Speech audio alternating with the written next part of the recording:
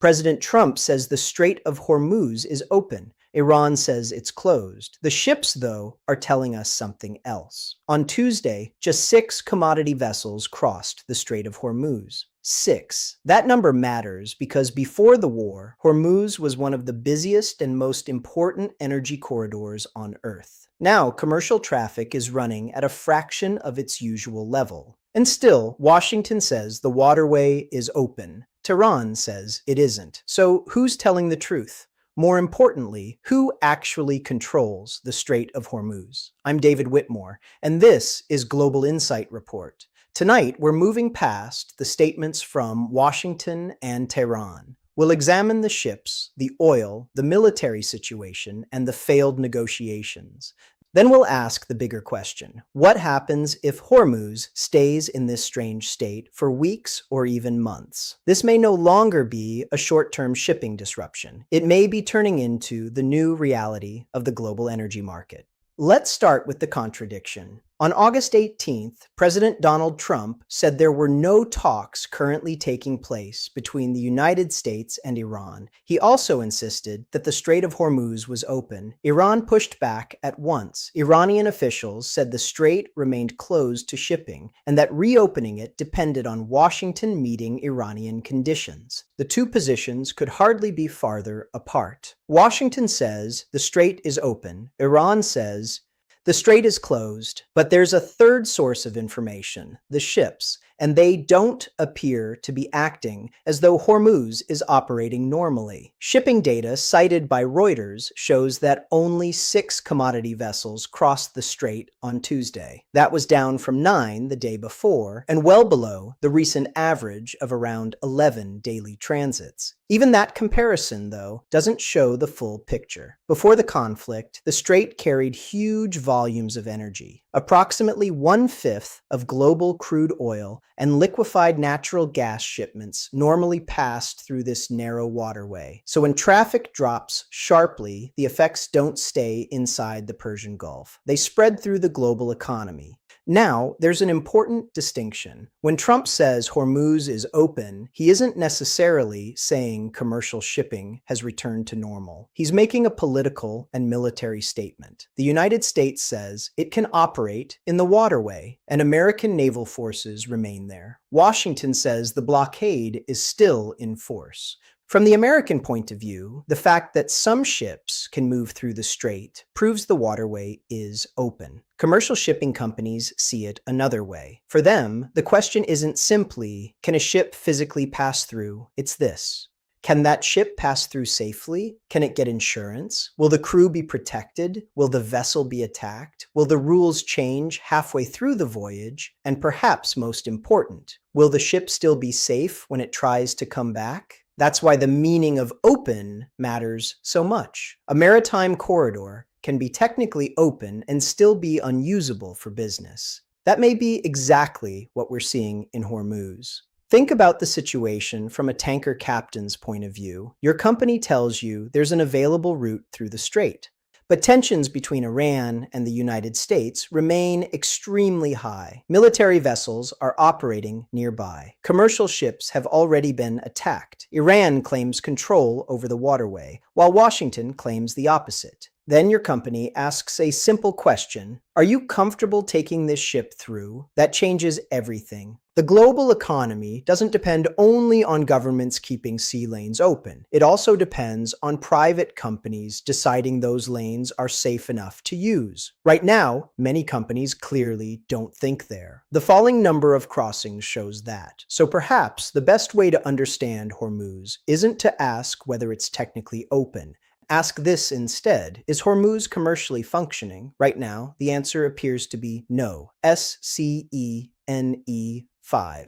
And this is where the story gets more complicated. Iran isn't the only actor shaping events in the strait. The United States is there, Iran is there, Oman is involved diplomatically, the Gulf states are watching closely, China depends heavily on energy moving through the region, India depends on Middle Eastern oil, Japan and South Korea need stable energy supplies. Global shipping companies are weighing all those risks at once. Hormuz is no longer just an Iranian-American confrontation. It's an international economic problem. Each extra day of disruption forces governments and businesses to make another calculation. How much oil is available? How much can be rerouted? How much can be replaced? How much can the United States export? How much can Russia supply? How much can Saudi Arabia move through alternative routes? And how much will Asian buyers pay to secure supplies? Those questions now matter more than the political speeches.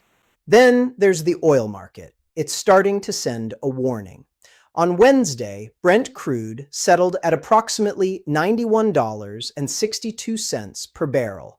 West Texas Intermediate settled around $85.83. Those were the highest closing levels in almost 4 weeks. That matters because oil had been falling even as the crisis unfolded. Why? Traders were watching other factors. U.S. inventories had risen, demand forecasts were weaker. At first, the market believed the global oil system could absorb much of the disruption. Now the risk premium is coming back. The reason is simple. The longer Hormuz remains uncertain, the harder it is to assume supplies will keep moving without interruption. Oil traders don't need the strait to close completely before prices respond. They only need to believe a prolonged disruption is becoming more likely, and that risk is growing.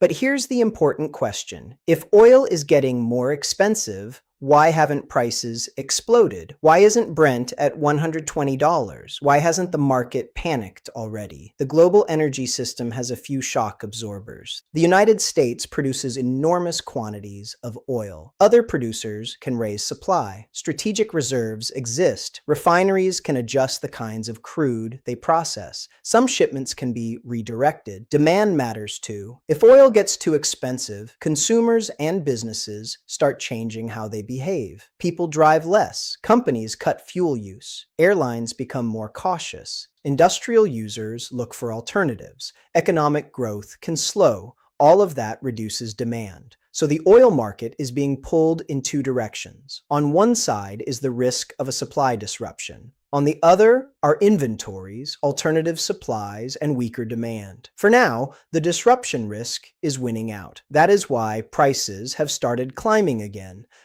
But the bigger problem may not be today's oil price, it may be tomorrow's. Imagine Hormuz stays severely restricted for another week, then another, then another. Eventually, companies can't count on their normal supply schedules. Refineries have to find different crude. Shipping companies have to reroute vessels. Insurance costs go up. Freight rates go up. Deliveries take longer. Before long, those extra costs start spreading through the economy. That's when an energy crisis turns into an inflation problem. And that's why the United States is watching so closely. The question is no longer simply, how much does a barrel of oil cost? The question is, how much does it cost to keep the global economy supplied? Those are very different questions.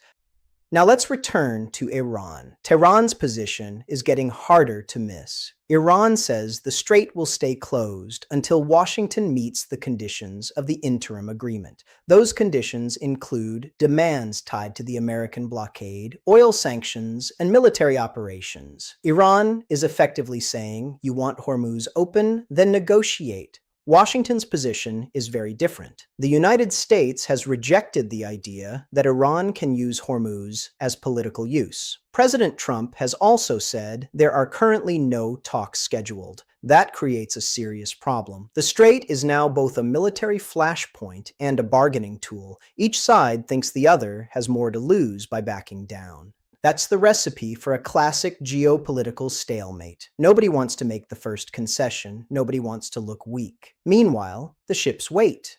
The situation grew more complicated when the 60-day negotiating window under the U.S.-Iran memorandum expired. The agreement had given Washington and Tehran time to negotiate a broader settlement. That deadline has passed, but no final agreement was reached. Iran has threatened to adopt a more offensive military posture if diplomacy fails. Washington has ruled out extending the temporary arrangement, and President Trump has said there are currently no talks taking place or scheduled. That marks a sharp shift from the diplomatic expectations surrounding the memorandum's creation. The window was meant to build momentum. Instead, it closed without the breakthrough either side needed. Hormuz is left caught in the middle.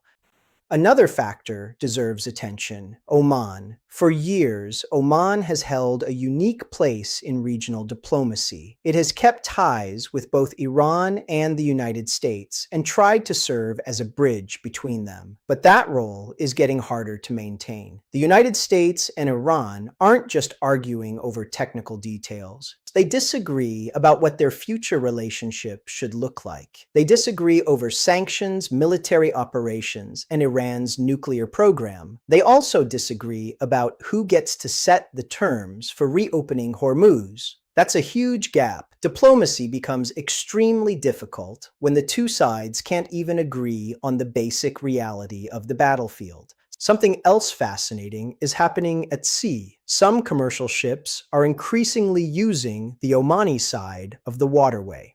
According to shipping data cited in recent reports, more than 80% of vessel transits over a recent 2-week period used the Omani route. That matters because it suggests commercial operators are trying to avoid Iranian demands while still using the same geographic corridor. Think about what that means. The strait may not be simply closed. It may be breaking into separate zones of risk. Some routes may seem acceptable. Others may look too dangerous. Some vessels may travel under certain protections, while others stay away. That leaves the global shipping industry with a new problem. Instead of one clear maritime route, companies now have to make a security calculation that keeps changing. And then there are the attacks. Commercial shipping has already been targeted during this conflict. 2 UAE-operated ADNOC tankers were attacked while transiting the strait. The UAE blamed Iran. Iran has rejected accusations related to some of the attacks. Whoever is ultimately responsible for each incident, the effect on shipping is the same. Fear rises. Insurance gets harder to arrange. Captains grow more cautious. Companies delay departures. Fewer vessels move. That's why maritime security may matter more than political declarations. You can tell a shipping company the strait is open. But if its executives think the risk is too high, the ship may stay in port. When enough companies make that choice, the global market feels it. Now, let's talk about China. China is one of the biggest reasons the Hormuz crisis matters to the global economy. Chinese refineries depend heavily on Middle Eastern energy, but some major Chinese shipping companies have stopped operating through Hormuz and Bab el-Mandeb because of the security risks. That creates a strange contradiction. China needs the oil, but Chinese shipping companies don't necessarily want to risk moving it. So what happens? Alternative suppliers become more valuable. Alternative routes become more valuable. American crude becomes more attractive. That's one of the crisis's less obvious effects. The longer Hormuz stays disrupted, the more the global energy system starts to rearrange itself. Those changes may last even if the strait eventually reopens. This is where America enters the story in a different way. For years, one of the biggest questions in global energy politics was whether the United States would remain dependent on Middle Eastern oil. Today, the United States produces much more oil domestically than it did decades ago. That gives Washington a real advantage. America isn't immune to an oil shock, but it's less exposed than many other major economies. If Asian buyers start purchasing more American crude because Middle Eastern supplies are uncertain, U.S. producers could benefit. That doesn't mean Americans automatically win. Higher global oil prices still hit American consumers. Gasoline prices can rise, transportation costs can rise, airlines can face higher fuel bills, inflation can also become harder to control. America is in a stronger position than it once was, but it isn't fully protected. Now let's step back. What does control actually mean? The word keeps coming up. Iran says it controls Hormuz. The United States says it controls Hormuz. But control can mean several different things: military control, political control, legal control, economic control, and practical control. A country can have military superiority without controlling commercial behavior. A government can claim sovereignty without being able to guarantee safe passage. A navy can control the area and still fail to convince shipping companies to come back. That's why I think the most important question isn't who controls Hormuz, it's who can make Hormuz work. That's much harder. Because making Hormuz work takes more than military power. It takes predictability, clear communication, insurance, and confidence. Most of all, commercial operators have to believe the rules will hold. Right now, none of that's guaranteed. The United States says the strait is open. Iran says it isn't. Ships are moving in small numbers, oil prices are rising, negotiations have stalled, and the military situation remains dangerous. That isn't what a functioning global trade route looks like. It's what uncertainty looks like. Uncertainty costs money. Every ship that stays away adds costs somewhere else. Every tanker taking a longer route burns more fuel. Every extra day at sea costs money. Every higher insurance premium gets passed down the supply chain. And every refinery forced to find a new source of crude has to change how it operates. Consumers eventually feel some of that. Maybe not right away, maybe not in a dramatic jump, but gradually. That's how geopolitical crises turn into economic stories. A missile launch becomes an insurance premium. The premium becomes a freight cost. The freight cost becomes a higher commodity price. Eventually, that higher price reaches consumers. That's the chain reaction we need to watch. So what happens next? There are three possible paths. The first is diplomacy. Washington and Tehran find a way back to negotiations. The two sides reach a temporary understanding, shipping starts to return, oil prices fall, and the risk premium begins to fade. That would be the best-case scenario. But right now, there's little evidence that a breakthrough is close. The second possibility is a long partial reopening. Some ships move, some don't. Alternative routes remain important. Insurance stays expensive. The strait technically functions, but it doesn't return to normal. That could become the new normal for weeks. Then there's the third possibility: escalation, more attacks, more military pressure, more sanctions, more restrictions, and potentially a much larger energy shock. That's the scenario markets are increasingly trying to price. So what should we watch? First, watch the number of ships, not political statements, ships. If traffic rises from 6 vessels a day to 10, 15, or 20, that could be an early sign that confidence is returning. If traffic falls even further, the crisis is getting worse. Second, watch the oil price. Brent above $90 is one thing. Brent moving toward 100 would send a much stronger signal. Third, watch Asian refineries. If China, India, Japan, and South Korea sharply increase purchases from alternative suppliers, that tells us disruptions to Middle Eastern supply are becoming more serious. Fourth, watch the negotiations. Any direct contact between Washington and Tehran could change expectations immediately. And fifth, watch the military situation. One major attack could change the entire calculation overnight. There's another number worth watching: inventory data. The United States recently saw crude inventories rise significantly. That initially helped calm the market, but inventories aren't infinite. If the disruption continues while refineries stay highly active, those stocks can eventually start falling.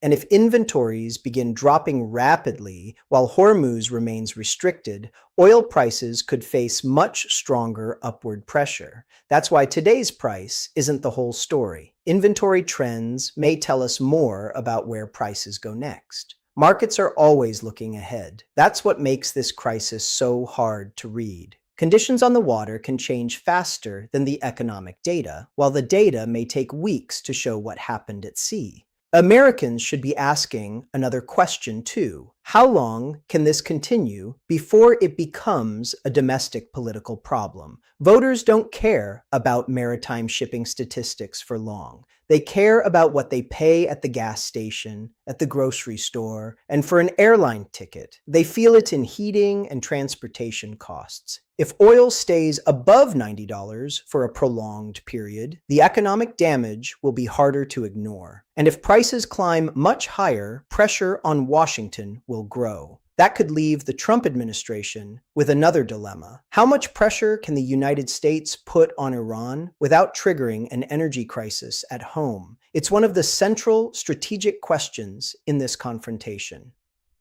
The crisis also raises a broader geopolitical question. What happens to America's relationships with its Gulf partners? The United Arab Emirates has already taken major steps against Iran after accusing Tehran of missile activity. Gulf states are being pulled between security concerns and economic reality. They want protection from Iran, but they also rely on regional stability. They want American military support, but they don't want their territory or infrastructure turned into the next battlefield. That balance is getting harder to maintain. Every new attack makes it harder. If the conflict spreads across the Gulf, the Hormuz problem could grow far beyond a shipping crisis. It could become a regional war. That's why this story reaches beyond Iran. It concerns the future of American power in the Middle East, the reliability of global energy supplies, and the link between military strength and economic strength. It also asks whether diplomacy can still work when both sides think they've used. Trump believes American military power gives Washington use. Iran believes Hormuz gives Tehran use. The Gulf states believe their geography gives them use. China believes its enormous energy demand gives it use. Every day, the global oil market tests all of those assumptions. Let's return to the original question. Trump says Hormuz is open. Iran says Hormuz is closed. Who's right? The answer is more complicated than either side wants to admit. If open means some ships can physically pass through the waterway, Washington has a point. But if it means commercial shipping has returned to normal, the data tells a very different story. Only a small number of commodity vessels are crossing. Major shipping companies remain cautious. Oil flows are still disrupted, and prices are rising again. Neither side may fully control the definition of reality. The strait is physically navigable. Commercially, though, it remains deeply impaired. That difference may be the most important fact in the entire crisis. There's one more thing I want you to remember. Geopolitical crises rarely end with one dramatic announcement. They usually wind down through a string of small changes. One meeting, one phone call, one agreement, one shipment, one tanker, one reduction in military activity. Eventually, confidence starts to return. The reverse can happen too. A crisis can escalate through a series of small decisions. One attack, one retaliation, one sanction, one military deployment, one failed negotiation, and eventually something far larger takes shape. That's why the next few days matter, not because tomorrow is certain to bring a dramatic breakthrough, but because the direction of events is getting easier to see. Right now, that direction is still dangerous. For Global Insight Report, the main lesson is simple. Don't listen only to what governments say. Watch what they do, watch the ships, watch the oil, watch the inventories, watch the negotiations, and watch the military movements. A government can say that a waterway is open, but commercial operators decide whether they're actually willing to use it. Markets can also say there's enough oil, but physical shipments still have to prove that claim. That's where reality shows itself. Not in the speeches, not in the headlines, but in the movement of goods. Tonight, then, the Strait of Hormuz is still caught between two competing realities. Washington says it is open. Tehran says it is closed. Commercial traffic remains severely restricted. Negotiations have stalled. Oil has climbed back above $90. And the longer this goes on, the harder it becomes to describe the situation as temporary. The real question now isn't whether Hormuz can technically be crossed. It's whether the world can trust Hormuz again. Because until the answer becomes yes, the global energy market will keep carrying a risk premium. And someone will eventually pay that risk premium. Shipping companies, energy producers, governments, businesses, and ultimately consumers. Conclusion. I'm David Whitmore, and this has been Global Insight Report. The Strait of Hormuz may be physically open, but the evidence suggests that economically and commercially it remains far from normal. That distinction could shape the next chapter of this crisis. If you want more reporting that goes beyond the headlines and focuses on what the facts actually mean, subscribe to Global Insight Report. This story isn't over, and the next major development could come from Washington. It could come from Tehran, it could come from the Gulf, or it could come from a single ship trying to cross one of the world's most important waterways. I'm David Whitmore. Stay informed.